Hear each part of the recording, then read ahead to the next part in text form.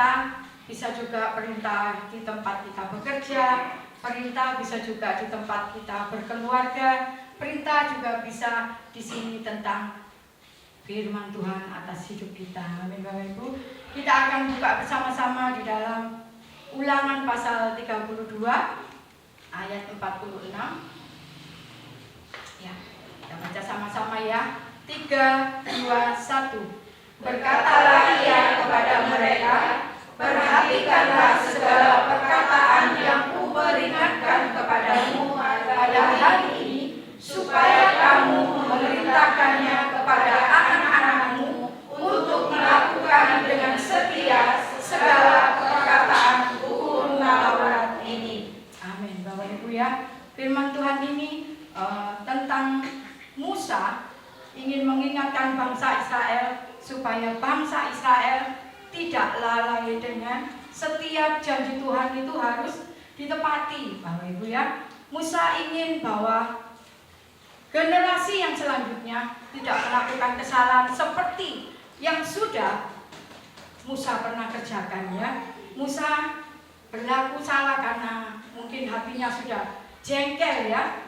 Jadi Tuhan itu tidak mau kita anak-anaknya menyimpan kejengkelan, menyimpan kemarahan, menyimpan emosi. Marah boleh, tetapi ada waktunya ya. Saya percaya Bapak Ibu tahu kalau kita marah harusnya bagaimana Bapak Ibu.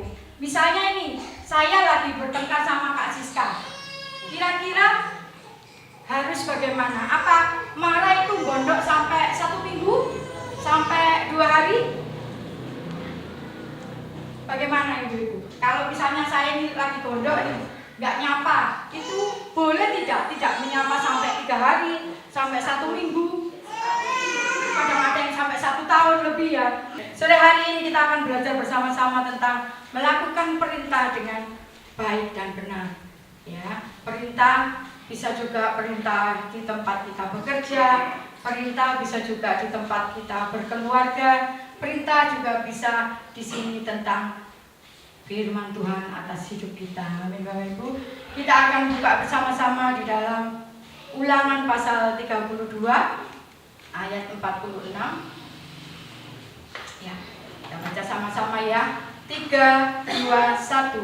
Berkatalah ia kepada mereka, perhatikanlah segala perkataan yang kuperingatkan kepadamu pada hari ini, supaya kamu memerintahkannya kepada anak-anakmu untuk melakukan dengan setia segala perkataan hukum Taurat ini. Amin. Bapak Ibu ya, firman Tuhan ini tentang Musa ingin mengingatkan bangsa Israel supaya bangsa Israel tidak lalai dengan setiap janji Tuhan itu harus ditepati. Bapak Ibu ya, Musa ingin bahwa generasi yang selanjutnya tidak melakukan kesalahan seperti yang sudah Musa pernah kerjakan ya. Musa berlaku salah karena mungkin hatinya sudah jengkel ya. Jadi Tuhan itu tidak mau kita anak-anaknya menyimpan kejengkelan, menyimpan kemarahan, menyimpan emosi. Marah boleh, tetapi ada waktunya ya. Saya percaya Bapak Ibu tahu kalau kita marah harusnya bagaimana Bapak Ibu. Misalnya ini, saya lagi bertengkar sama Kak Siska. Kira-kira harus bagaimana? Apa marah itu gondok sampai 1 minggu? Sampai 2 hari? Bagaimana Ibu-Ibu? Kalau misalnya saya ini lagi gondok ini, nggak nyapa, itu boleh tidak menyapa sampai 3 hari, sampai 1 minggu, kadang-kadang sampai 1 tahun lebih ya. Dan itu juga pengalaman di keluarga saya Bapak Ibu ya. Cerita sedikit keluar dari ini ya sebelumnya ya, supaya kita sama-sama memahami gambarannya ya. Di keluarga saya itu, di nenek saya ya, pada nenek saya itu 3 keluarga. Jadi nenek saya anak nomor 2, ada kakaknya sama adiknya. Mereka itu bertengkar di masa remajanya, tetapi Anda tahu kejengkelan mereka, kemarahan mereka dari usia remaja sampai di cucunya, sampai di saya, sampai saya bingung. Loh itu katanya saudara, kenapa saya nggak boleh negur sama saudara? Dibilang pokoknya itu urusan orang tua. Nah, setelah kita janji firman Tuhan itu tidak boleh Bapak Ibu. Marah itu boleh, tetapi yang Tuhan tentukan, misalnya kita bertengkar sekarang nih jam ini, besok pagi sebelum matahari terbit harus cepat diselesaikan. Kalau marahnya misalnya siang jam 9 atau jam 12 siang, sore sebelum matahari terbenam harus cepat diselesaikan. Sebenarnya semuanya pasti sudah tahu ya anak-anak Tuhan tentang ini. Tetapi kenapa masih banyak yang melakukan gondoknya sampai 3 hari, 2 hari tahu menang-menangan katanya. Siapa yang kuat itu yang menang. Nah, di dalam Tuhan tidak berlaku seperti itu Bapak Ibu saudara Tuhan. Dan di sini Musa mengajarkan bangsa Israel untuk bangsa Israel itu lebih lagi taat dan lebih lagi mengerti akan setiap perintah Tuhan, memahami setiap kehendak Tuhan. Ya, Musa mau di sini dikatakan berkatalah ia kepada mereka, perhatikanlah segala perkataan yang kuperingatkan kepadamu pada hari ini, supaya kamu memerintahkannya kepada anak-anakmu untuk melakukan dengan setia segala perkataan hukum Taurat. Jadi Musa ingin semua bangsa Israel tidak lari jauh dari hadapan Tuhan, tidak melakukan hal-hal yang aneh lagi, supaya mereka tetap masuk dalam rencana Tuhan, supaya mereka tetap dapat berkat Tuhan. Kalau mereka lari jauh dari rencana Tuhan, mereka tidak mendapatkan kasih karunia Tuhan. Bapak Ibu ya, kalau di dalam pekerjaan, bekerja merupakan bagian hidup. Kalau kita tidak bekerja ya mati semua, tidak bisa makan, tidak bisa apa.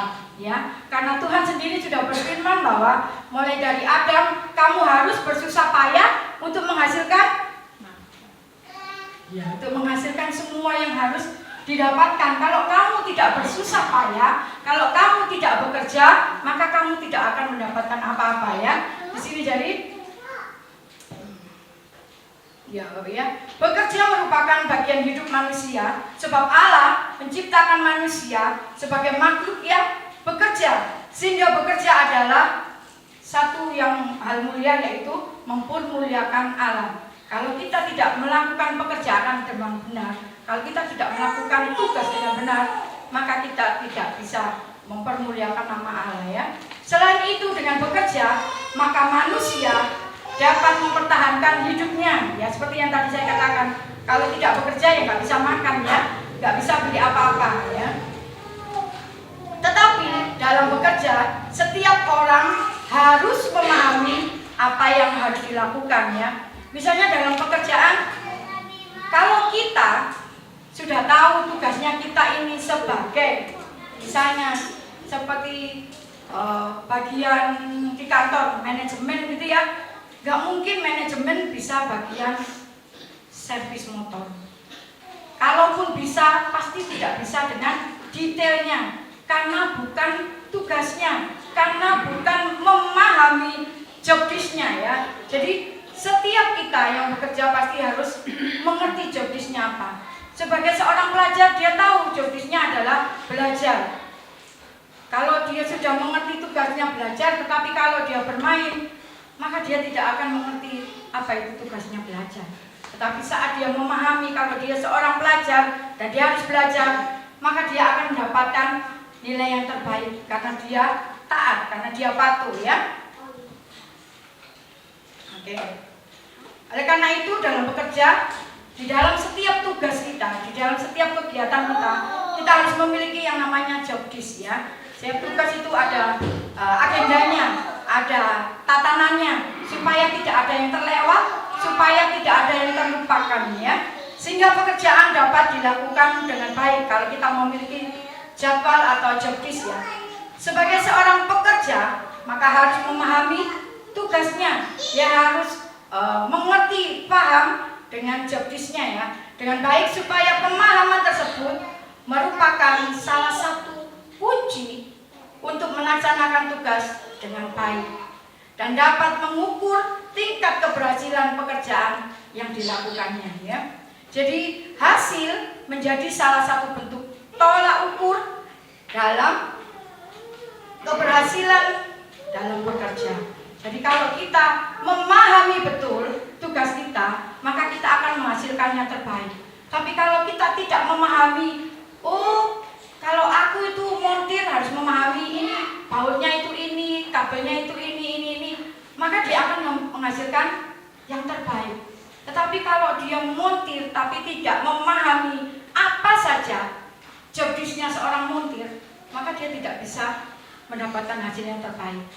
Jadi jangan salahkan bosnya kalau gajinya tiba-tiba cuma separuh, karena pekerjaannya separuhnya dikerjakan temannya, karena tidak sesuai dengan job desk-nya.